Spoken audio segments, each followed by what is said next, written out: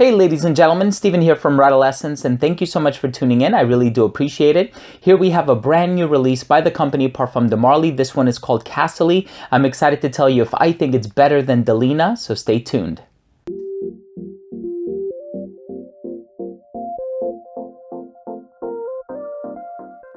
Before I start the review, I do want to mention that this bottle was sent to me for review by the company. I always like to disclose that so that you guys know. I am on their press list, so whenever they do release a new fragrance, I get a press release, looks something like this. I also receive a bottle from the company. Now, this one I was pleasantly surprised by. So I initially tried this one late last year. It was in October, as a matter of fact, when my good friend Carlos and I were hosting the Percival release event at the boutique on Washington Street. And the creative director, Yvonne Jacqueline, gave me a 10 milliliter decant of this one, which I subsequently ended up giving to my sister-in-law, who is a fan of Delina and she loves Parfum de Marly. But I've been playing around with this for the past few months. I've had this bottle in my possession for about a week and a half, and I've been wearing this one. My wife has been wearing this one, and I'm very excited to report back to you guys. So the perfumers for this are Khalees Becker and Anaka Ogi, both of Givaudan, and that's kind of where Delina came from as well. And there is something in there that kind of unifies the two compositions. And it wasn't until I started talking to Yvonne Jacqueline about what I thought was the similarity between the two, and he totally clarified it for me. He says, yes, they both do feature a note of Bulgarian rose, which kind of unifies them.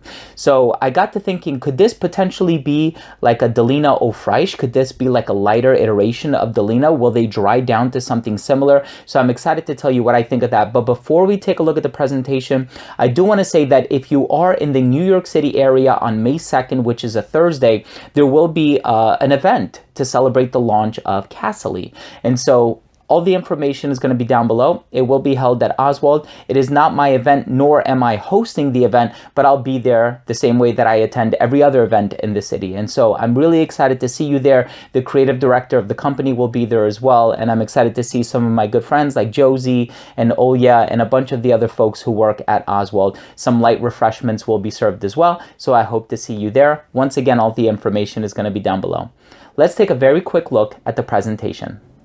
So the box has the Parfum de Marly logo on the front with the name Cassili right below that. This fragrance is inspired by one of King Louis XV's horses that was known for its agility and its pedigree. The inside of the box reveals a podium in which the bottle rests. The bottle has a nice tassel on the front here, and it's also peach in color. There is also a peach-colored Swarovski crystal built into the cap. The serial number may be located on the bottom of the bottle if you're looking to authenticate your purchase.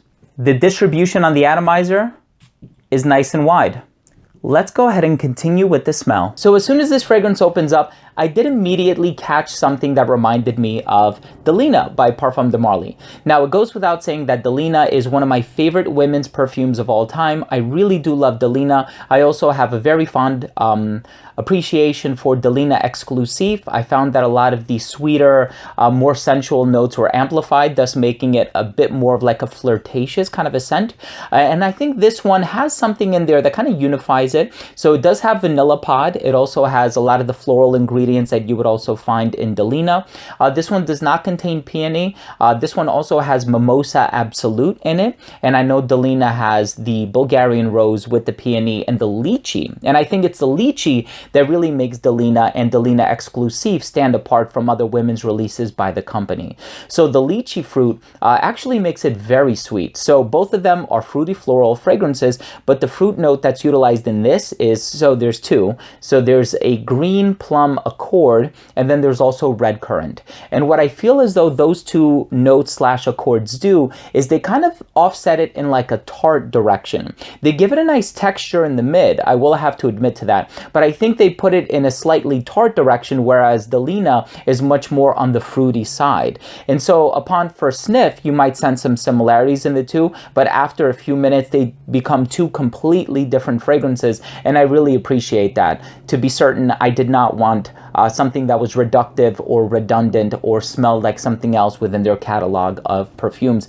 This, I feel as though, is a beautiful fragrance. It's a gorgeous fragrance, and the best way that I can describe it is to fit it within like a mold of when to wear it. So whereas I find Delina and Delina Exclusive to be on the more youthful, playful, flirtatious side, I think this is for a confident woman, something that she can wear to work, something to make a bold statement, but there's still that faintness in there. There's still that whisper of sweetness that says, hey, there is bite to my bark and I am here to lay down the law. So it's a very confident scent, and I actually like the floral nuances that are in here.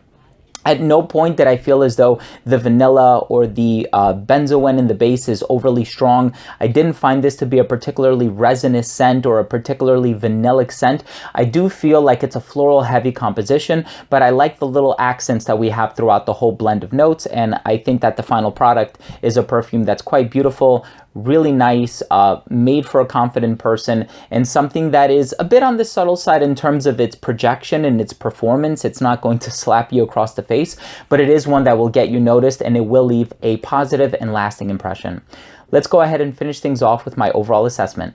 So first up, in terms of the uniqueness and the overall smell, despite that one faint comparison that I did make earlier, I do find this to be a unique fragrance. It's a unique fragrance in the regard that once you let this one open up on your skin and really bloom and blossom, after about a minute or so, it turns into its own fragrance. It has its own personality. It has its own identification, and I really like that about this one. Overall smell is also incredibly pleasant. Nothing about it is antique or sharp or heady or off-putting or challenging. It's a very accommodating and very easy to wear scent, but it's also one that you can use to make a statement. And so it's not as light and youthful and playful as Delina, and I quite like the direction that they went in with this one. In terms of the longevity, I got about 7 hours, so the longevity on this one is really good.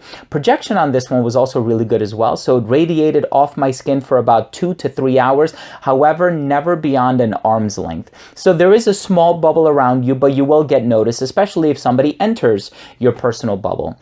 In terms of versatility, I think this one is incredibly versatile. Perhaps the only thing that might hold somebody back is the price point, being as though I think it's $305. But if you can afford it, you can wear this one dressed up, dressed down, although I do think it might work a little bit better when you're wearing it dressed up. I feel like Delina is more of like a dressed down, casual, playful scent, and I think this one can work in all seasons as well, and I do think that it leans feminine, certainly. In terms of the presentation, I think it's gorgeous, and my final verdict on this one is I love this fragrance. My only criticism is the same criticism that I have for Athalia and Meliora, is I do think that they lean feminine. So this is something that I would love to smell on my wife, on my sister-in-law, on the women in my life, not necessarily on myself, but every once in a while, being as though I do have a bottle, I do like to spray it, remind myself, revisit it, and just enjoy the art that is Cassili. It's a beautiful and artistic fragrance, and I would recommend that you get your nose on it, see if you can get a sample. And once again, if you are in the New York City area on May 2nd, between the hours of 6 and 8, stop by Osswald in New York, and I'm going to leave all the information down below. I would love to see you there. I know there are a lot of people who attend time and time again, so thank you so much for coming. I always love your presence. So there you have it. Thank you so much for tuning in. That was my review of Cassili by Parfums de Marly. If you own or have tried this fragrance, please let me know what you think. Leave a comment down below.